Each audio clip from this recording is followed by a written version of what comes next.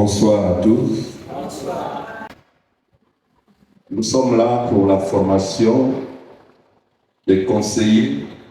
Et vous avez vu, là-bas il est écrit tuteur.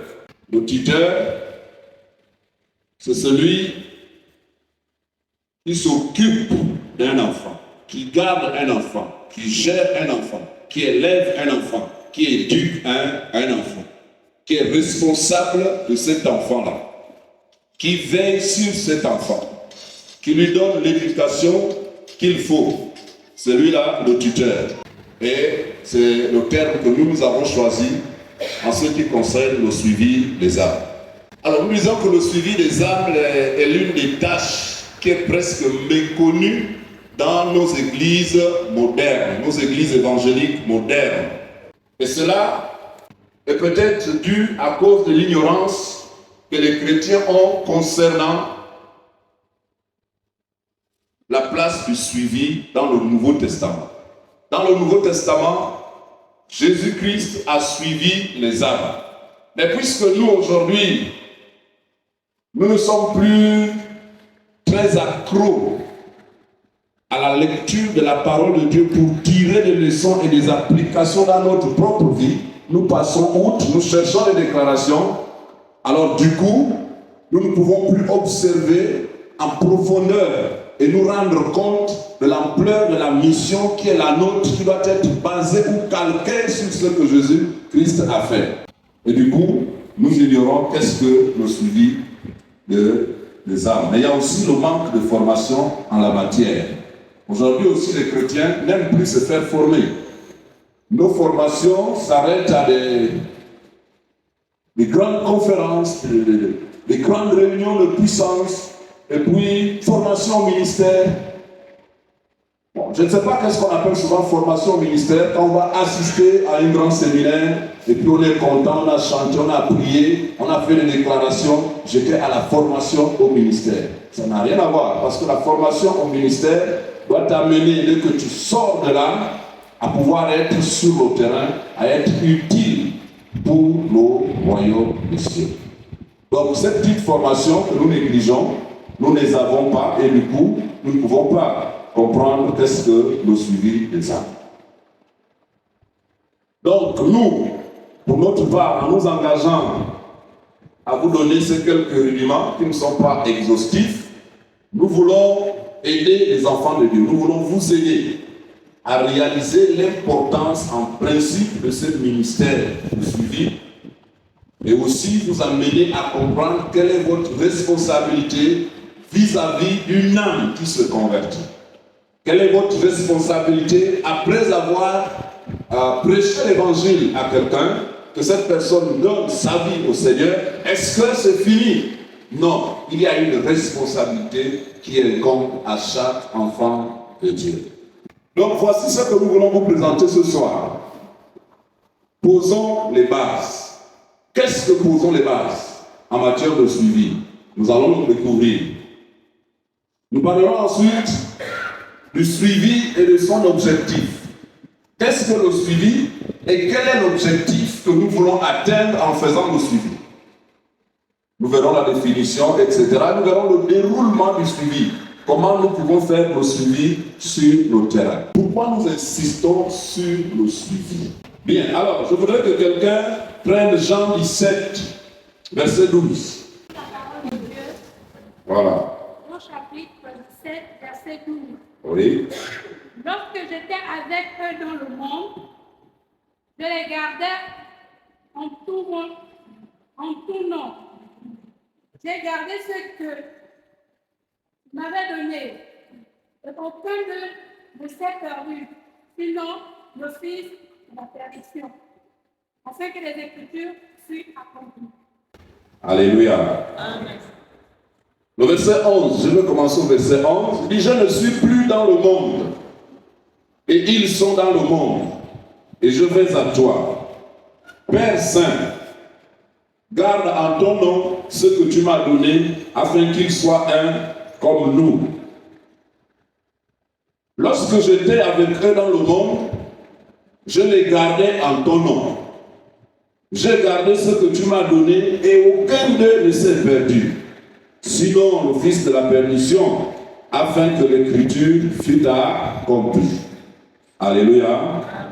Alors c'est Jésus qui est en train de parler. Il fait son dernier discours en présence de ses disciples, mais aussi il fait ce qu'on appelle la prière sacerdotale, la prière du sacrificateur. N'oubliez pas que Jésus-Christ était sacrificateur. Et ce qui le prouve, c'est qu'il est mort pour nous, il s'est sacrifié pour nous, pour prendre nos péchés, pour expier nos péchés sur la croix. Donc il fait le bilan de sa vie. Et l'un des éléments du bilan de sa vie, en fait, c'est les statistiques de ceux-là qu'il avait gagnés à son père. Et qu'il les a gagnés à son père, pour lui l'objectif, ce n'est pas de les avoir gagnés, mais c'est de les avoir gardés jusqu'à la fin. Amen. Il dit, tout ce que tu m'as donné, je les ai gardés et je n'ai perdu aucun. Sauf celui que toi-même tu connais là. Lui là, moi, sa responsabilité ne relève pas de moi. Toi-même tu connais. Il fallait que l'écriture soit accomplie. Et la personne par qui l'écriture devait être accomplie, c'est lui. Donc je ne cherche pas sa permission, je ne cherche pas son retour. Mais tout ce que tu m'as donné, je les ai gardés. Tu peux même venir les compter. Mais comment peut-on garder les personnes qu'on a gagnées? C'est parce qu'on a fait un travail d'accompagnement. Amen. Un travail de suivi, un travail d'encadrement. Et c'est par là que Jésus-Christ termine. Parce que c'est là que, en principe, nous devions commencer. Parce que c'est là où le relais se passe. Et lorsque tu prends le relais, tu dois prendre la peine d'étudier, de comprendre les contours de ce que le maître a fait et où est-ce qu'il s'est arrêté, parce que tu as pour objectif et responsabilité de continuer ce que lui il a commencé. D'autre part, lorsque Jésus-Christ a choisi ses disciples, vous allez vous rendre compte que la première chose, la première préoccupation, c'était de les avoir avec lui. Après les avoir eus avec lui, il a fait un certain nombre de choses avec eux. C'est ensuite qu'il a commencé à les envoyer. Il n'a pas commencé par envoyer sans qu'il ne les ait d'abord avec lui. Mais pendant qu'ils étaient avec lui, que faisait-il? Il les a suivis, il les a encadrés.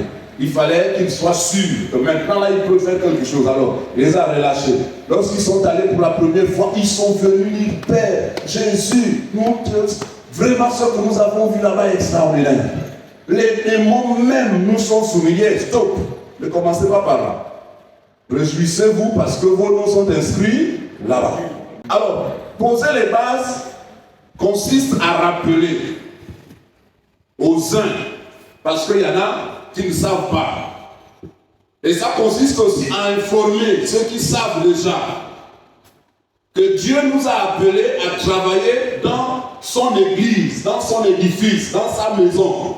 Mais nous sommes aussi sauvés pourquoi? Pour servir. Amen. Et le premier service que nous devons faire, c'est dans la maison du Seigneur.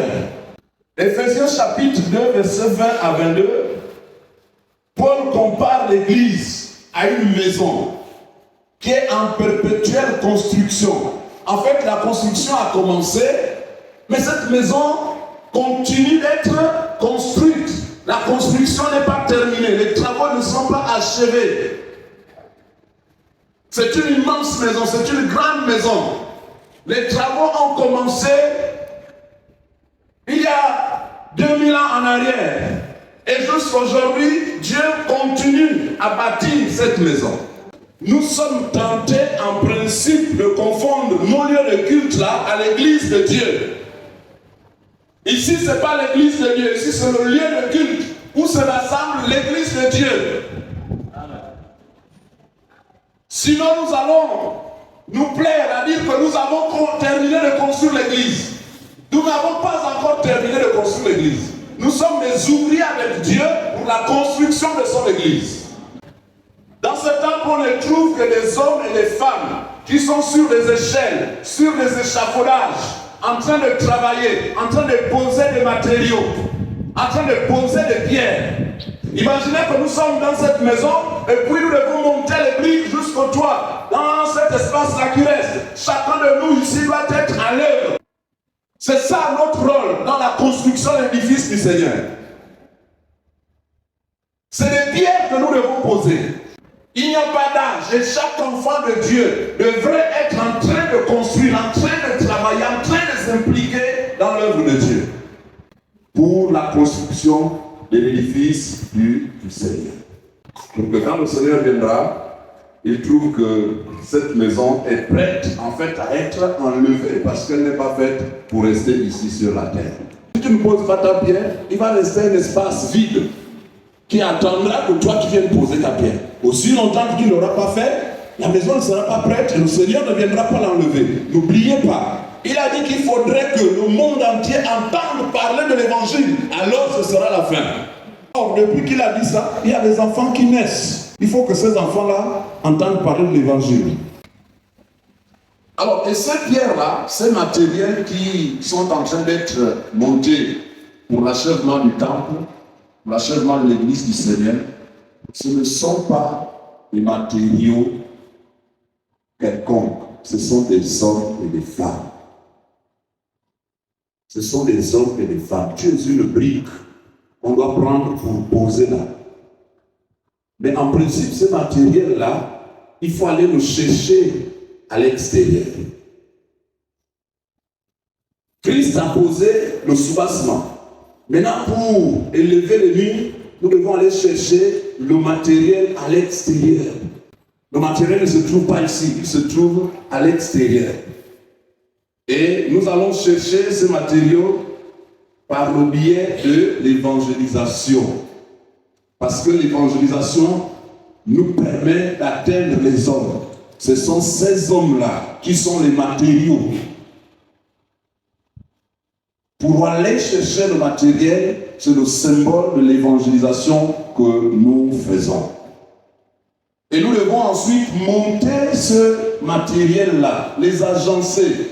Donc la construction, pour que la maison soit harmonieuse, c'est le discipline, c'est l'encadrement, c'est le suivi.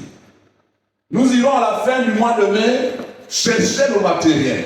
Ce matériel va arriver, mais il ne faudrait pas qu'il pourrisse là, il faudrait qu'il soit monté. Et pour qu'il soit monté, il faut que chacun de vous soit à l'œuvre. Si nous ne comprenons pas ce principe, nous n'allons jamais faire le suivi. Si nous ne comprenons pas que nous sommes appelés à suivre une âme, à travailler pour le Seigneur, et le meilleur des travail que nous pouvons faire pour notre Dieu, c'est de suivre quelqu'un qui a été gagné à lui, pour qu'un jour il soit disciple, il soit ouvrier, il soit leader.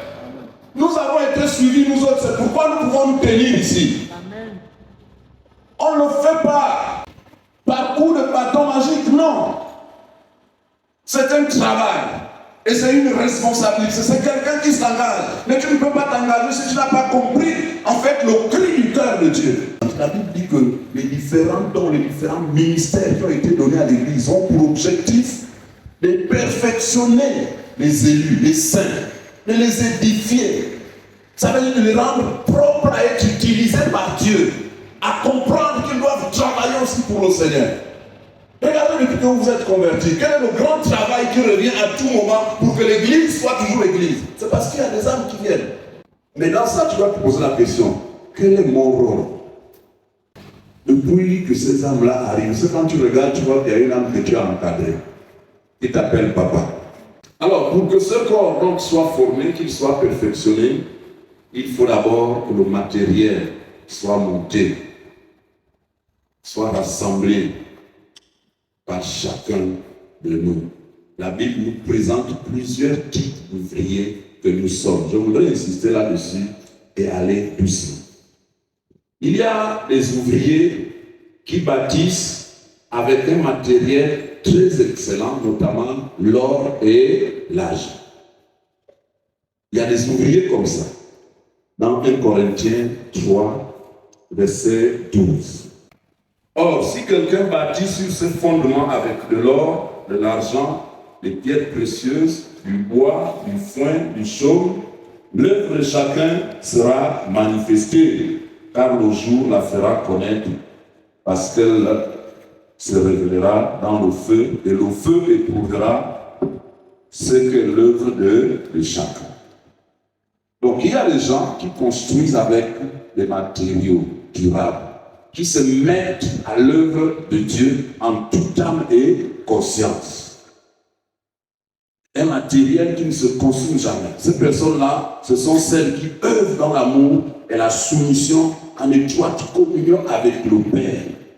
C'est-à-dire qui obéissent à ce que Dieu dit, qui ne murmurent pas, qui ne regardent pas ce que les autres disent, qui regardent à ce que Dieu veut, qui se soumet à la volonté de Dieu. Il est en train de bâtir avec du matériel durable, avec de l'or, avec de l'argent. Et nous avons des chrétiens comme ça dans l'église. Ils travaillent, ils suivent les âmes. Et vous allez se rendre compte que les gens sont autour de lui. Parce que vous suivez la personne, vous l'orientez. Notre ministère, c'est un ministère d'orientation. Vous l'orientez vers Dieu. Vous l'amenez à pouvoir dépendre de Dieu. Vous l'amenez à pouvoir réaliser ce qu'il doit faire avec Dieu. Vous l'amenez à pouvoir comprendre ce que Dieu est pour lui. Amen. La personne ne viendra vers vous que pour des situations qui semblent vraiment difficiles. Et face à ces situations difficiles, dites-lui, allez vers Dieu, voici ce que Dieu peut vous faire. Poule de ceux qui bâtissent avec du vent, avec du bois, avec du foin, avec du chaume, verset 12. Et ce sont des chrétiens, mais ce sont des chrétiens qui sont centrés sur eux-mêmes. Ils se découragent, ils n'aiment pas persévérer. Ils se font prier pour accomplir l'œuvre de Dieu. On n'a pas besoin de nous prier pour suivre une âme bien-aimée. On n'a pas besoin de nous prier pour accomplir l'œuvre de Dieu. On n'a pas besoin de nous prier pour dire allons-y, nous avons l'évangélisation. On n'a pas besoin. Ce n'est pas évangéliser, je vous assure, qui est plus difficile. Mais c'est suivre l'âme qui a été évangélisée, qui a été gagnée. C'est une seule personne qui se lève le jour de la campagne pour parler. Cette personne-là ne peut pas suivre tous ceux qui vont leur vie au Seigneur. Ces personnes ne sont pas capables de suivre ces personnes. Mais il faut l'engagement de chacun de nous. De sorte que nous nous faisons prier. Il y a aussi ceux qui bâtissent, qui ne bâtissent pas du tout, qui ne travaillent pas. Ils sont beaucoup dans l'église. Et ceux-là, Paul les ignore parce qu'ils ne produisent rien. Ce sont des spectateurs. Ils sont toujours passifs. Et ils se réjouissent de voir comment les choses évoluent. Ah oui, oh vraiment à Valise, le temple a été bien amélioré. Vous savez, le temple de PGD Espérance, oh vraiment ils ont travaillé. C'est ça, en principe, c'est ce que l'église devait faire. Hein, c'est ça. Mais regardez, depuis qu'on a commencé, on est toujours là comme ça. Non, c'est ça qu'on devait faire. Sauf que lui-même, il a une cloche. La cloche, elle est au clocher là-bas. Elle sonne tous les dimanches. Allons-y à l'église, oh, venez. Oh. Elle-même ne descend jamais pour venir prier. Et il y a des gens comme ça, malheureusement, dans l'église. L'œuvre de Dieu n'est pas leur affaire. Parce qu'il y a des personnes qui sont chacun à son poste. Seule ces personnes-là doivent faire l'œuvre de Dieu. L'essentiel pour eux, c'est que nous sommes sauvés. Je suis sauvé, je vais au ciel. Jésus me connaît, il m'a lavé, il m'a couvert par son sang. Point barre. Quel genre de bâtisseur es-tu? Nous devons comprendre que Christ est la tête de l'Église et nous sommes les membres. Nous sommes les membres. Et la construction de cette maison, la Bible dit qu'elle s'est faite par des pierres, mais des pierres qui sont des pierres vivantes. Donc comprenez que l'Église se construit avec du matériel vivant. C'est du matériel vivant qu'on va chercher, qu'on vient agencer pour avoir l'édifice. Et ceux qui vont aussi chercher ce matériel, c'est les hommes vivants, c'est vous et moi. Pierre dit que et vous-même, comme des pierres vivantes, édifiez-vous pour former une maison spirituelle, un saint sacerdoce, afin d'offrir des victimes spirituelles agréables à Dieu par Jésus-Christ. Vous-même, comme des pierres vivantes, édifiez-vous comme des pierres vivantes, construisez-vous, bâtissez-vous, bâtissez aussi les autres autour de vous pour que vous puissiez avoir une même structure. Travaillez pour être uniforme. Travaillez pour que le camp du diable soit dépeuplé. Ne pensez pas que lorsque vous avez prêché l'évangile et quelqu'un a accepté le Seigneur, c'est fini, le camp du diable est dépeuplé. Non, le diable ne s'arrête pas là. Il recule et il va prendre l'élan. Et il revient toujours là où il était. S'il trouve que la maison est balayée, elle est ordonnée, bien décorée, chercher du renfort.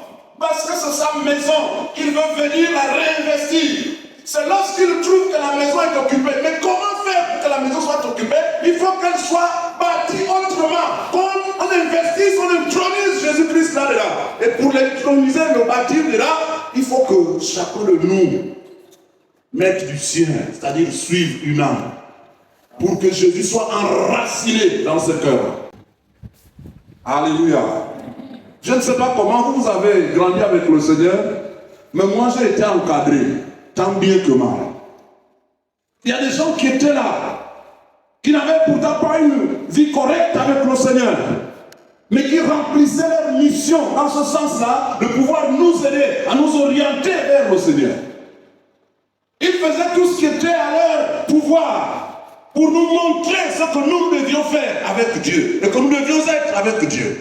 Aujourd'hui, ces personnes ne sont plus dans le Seigneur. Elles vivent, mais nous sommes enracinés. Et nous allons vers elles pour dire, attention, le Seigneur revient bientôt. Oui, je comprends mon fils. Il y a une année en arrière, il y a un qui est ici à Port-Gentil. J'étais ici les vacances 2022. Pendant que je me baladais, je l'ai croisé. Je lui ai dit, mais comment avec le Seigneur? Il dit, merci mon fils. Vraiment, je suis heureux de voir ce que tu es devenu. Mais sois-en rassuré, je suis reparti, je repris avec le Seigneur. Il était presque à genoux devant moi. Il se disait, j'ai semé dans ta vie aujourd'hui. En fait, je suis content de te voir. Il ne faudrait pas que moi-même je reste. Oui, j'ai commis une erreur de presque repartir dans le monde. Dieu n'a pas besoin de nous les dimanches ici seulement, non. Il a besoin, lorsque nous investissons le terrain, que nous venons avec le butin, mais que nous-mêmes, nous entretenons ces âmes pour que demain, elles soient aussi. N'oubliez pas que nous allons mourir demain. Nous allons mourir. Si ceux qui avaient commencé ici n'avaient pas fait un travail sérieux, nous ne serions pas là aujourd'hui. Ils sont morts pour la majorité. Ils sont morts. Et nous sommes là, nous parlons aujourd'hui. Mais qui viendra parler demain si nous ne faisons pas le travail de relais? Donc, ces pierres-là, on les trouve dans le monde. Et quelle est leur nature? Eh bien, ce sont des hommes. Et de quelle manière les bâtit-on? On les bâtit par le suivi. Nous devons donc comprendre que chaque chrétien est tenu de travailler à l'œuvre de l'édification du corps de Christ. Il faut poser ces bases-là pour qu'en allant sur le terrain, nous soyons sûrs que moi aussi je suis concerné. Toi aussi tu es concerné. Alors, le suivi et son objectif. D'abord, c'est quoi le suivi? Le suivi, c'est l'action de veiller sur une personne qui est en train de croître, une personne en croissance, à l'exemple d'un enfant. On veille sur cette personne, on l'accompagne. Le suivi, c'est l'action de veiller sur quelqu'un qui est en apprentissage, un stagiaire, un élève. Il est en situation d'apprentissage. Vous l'encadrez. Vous l'accompagnez. Quelqu'un qui est en convalescence, qui était malade. Vous veillez sur cette personne jusqu'à ce que la personne recouvre, ce mécanisme reprenne en fait force. Pour qu'il puisse retrouver ses automatismes. Donc le suivi, c'est un accompagnement qu'on fait. Nous n'allons pas être des éternels accompagnateurs de ces personnes. Elles ne doivent pas aussi être des éternels accompagnés. Nous avons besoin en fait d'une certaine maturité pour les libérer. On ne libère pas, on ne laisse pas dans la rue un enfant qui est né hier. Il n'y a que chez les animaux qu'on voit ça. Donc après le message, en ce qui concerne l'objectif du suivi, après le message d'évangélisation, les membres du suivi sont ceux-là qui assurent le prolongement de la prédication que le prédicateur a donnée. Qu'est-ce qu'ils font? Ils expliquent, ils éclairent davantage, ils approfondissent ce message-là à la personne qui a décidé d'accepter le Seigneur. Voici ce qu'il a dit là, c'est ça. Voici pourquoi tu dois accepter le Seigneur. Voici l'importance d'accepter le Seigneur. Voici ce que tu étais. Voici ce que tu aurais été si tu n'aurais pas accepté le Seigneur. Donc voyez-vous, si par après, on ne m'avait pas accompagné pour m'expliquer le reste là, peut-être que je devais avoir cette foi-là, selon laquelle je suis baptisé et puis c'est tout, je suis déjà propre pour le ciel. Et puis, je mène ma vie comme je veux. Mais quand j'ai compris l'amour de Dieu par le biais de l'accompagnement, par le biais du suivi, j'ai appris à connaître le Seigneur. Voilà. Vous l'amenez à comprendre la nécessité de la vie chrétienne. Vous l'amenez à ne pas dévier du chemin sur lequel il s'est engagé. C'est ça, c'est le rôle du suivi.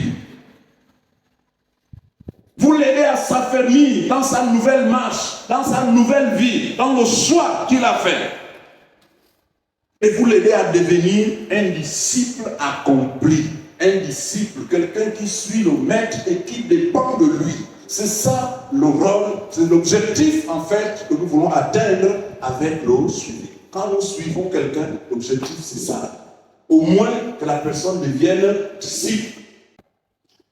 En effet, une fois que quelqu'un a réalisé son état de pécheur et que la personne donne sa vie au Seigneur, le suivi commence là. C'est quoi les causes de ce problème? L'une des causes, c'est l'irresponsabilité de ceux qui enfantent les nouveaux-nés en Christ par l'évangélisation. Nous sommes irresponsables. Je vous le dis ce soir, toi et moi, nous sommes irresponsables. Jésus-Christ était responsable. Il a dit, si quelqu'un a 100 brebis, 100, mais qu'une seule se perd, il prend le risque de partir les 99 là quelque part pour aller chercher la seule qui s'est égarée. Jésus, son objectif c'était de tout gagner. Il était responsable. Il n'a pas fait les parades pour justifier son irresponsabilité. Non, non, non. Donc nous sommes irresponsables. On planifie la naissance, mais on ne planifie pas la croissance de l'enfant. Donc c'est une irresponsabilité. Il faut planifier la croissance. Et les conséquences, c'est qu'on abandonne de nouveau-nés à leur propre sort. Tout de suite, après l'effort d'évangélisation. Et Ésaïe 49, verset 15 dit quoi? Une mère peut-elle abandonner son enfant? Sauf que les mères spirituelles que nous sommes, nous abandonnons les nôtres. Dieu a dit, moi je ne peux pas abandonner parce que je suis comme une mère. Il y a aussi l'incompréhension, l'autre cause. Allez faire le tour de la nation les disciples, en faisant quoi, en les baptisant, etc. Il dit que vous devez partir. Tu as les mêmes gestes, les mêmes faits, les mêmes automatismes que celui à côté de qui tu te trouves.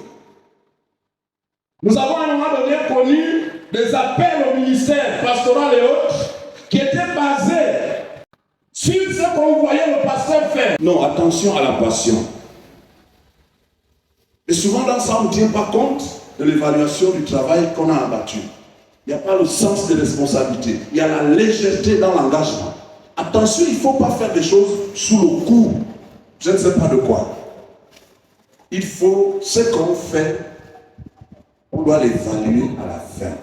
Et vous évaluez une campagne d'évangélisation sur la base de quoi? Que le prédicateur a bien prêché? Non. Ce n'est pas une base d'évaluation. Vous savez, après avoir accepté le Seigneur, quelqu'un qui sort de la foi après la campagne d'évangélisation, dès qu'il sort de là pour repartir chez lui, la première personne qu'il rencontre à la porte de sa maison, c'est Satan. Et l'objectif de Satan, c'est de lui faire vomir ce qu'il a avalé là-bas. La personne s'est convertie. Vous l'avez accompagnée. Mais qu'est-ce que vous voulez que cette personne-là devienne? Peut-être que ceux qui sont loin là-bas, vous ne voyez pas bien le chemin. Vous voyez dans le disque là, on a écrit quoi dedans? Un converti. C'est quelqu'un qui est comme vous et moi lorsque nous étions sans Christ. Il ne connaît pas le Seigneur. Après, il y a une action qui va se passer, vous voyez la flèche qui est là, c'est l'action d'évangélisation. On fait la campagne d'évangélisation. Et la personne passe au disque suivant où c'est écrit comment? Converti. Nous avons mené une première action. C'est l'action de permettre à la personne d'écouter la volonté de Dieu pour elle. Parce que la volonté de Dieu, c'est qu'aucun ne périsse, mais que tous parviennent à la connaissance de la vérité. Que tous parviennent à la repentance. Donc nous avons joué ce rôle-là. La personne s'est convertie. Et il y a une autre flèche. Et la deuxième action, c'est de bâtir la personne. C'est de suivre la personne. C'est d'encadrer la personne. C'est cette deuxième flèche-là. Et c'est cette action-là qui fait de quelqu'un un disciple. Si la personne est bien suivie et bien encadrée, elle devient disciple. Au moins là, si nous arrivons là, nous avons atteint un premier objectif. Donc, la personne devient disciple, mais ce n'est pas tout. Il y a une autre action, l'action d'équiper la personne pour que la personne devienne ouvrier du Seigneur. Quand on est ouvrier, il y a une autre action. On entraîne l'ouvrier à devenir leader. Ça veut dire que vous les conseillez, qui serez les tuteurs. La maturité, c'est important. Ne donnez pas des enfants aux autres enfants. Sinon, ils vont leur donner des tessons de bouteilles à lécher avec la langue. Ne donnez pas des enfants aux autres enfants. Donnez des enfants aux personnes matures, aux adultes. Donnez, confiez un enfant à quelqu'un qui connaît la direction à suivre. La Bible dit qu'un aveugle ne peut pas conduire un autre aveugle.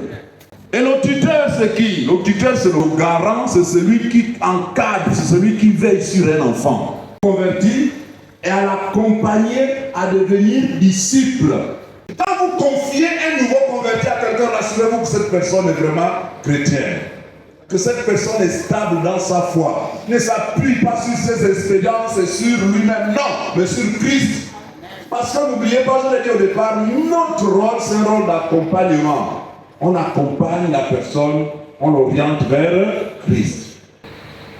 Vous devez créer un climat de quoi? De confiance entre vous et la personne par votre attitude d'intégrité. Montrez à la personne que vous êtes intègre. Vous devez approfondir ou éclairer par des explications simples les enseignements et les messages qui ont été donnés à l'église quand vous allez chez la personne. Vous devez expliquer davantage la nécessité du salut. Vous devez lui parler du péché et de ses conséquences dans la vie de l'homme. Vous devez mettre des garde-fous autour d'elle par rapport au péché et au risque de repartir dans le monde. C'est ça votre rôle. Soyons sages. Vous devez toujours être prêt à répondre avec douceur à ces questions, quelle que soit leur nature. Demandez au Saint-Esprit de faire son travail dans la vie de la personne. Objectif, prier pour l'attachement au Seigneur de ces âmes-là qui se sont données à lui. Donc c'est une synergie, c'est une chaîne et chaque maillon est important. Chacun doit jouer son rôle. L'église de Christ est en train d'être bâtie et le matériel, ce sont les hommes. Pour aller chercher ces hommes-là, c'est par le biais de l'évangélisation. Maintenant, le montage des murs et autres, c'est le suivi pour que l'édifice soit coordonné, ordonné, harmonieux et prêt à accueillir le maître. Alléluia. Merci beaucoup, que Dieu puisse vous bénir.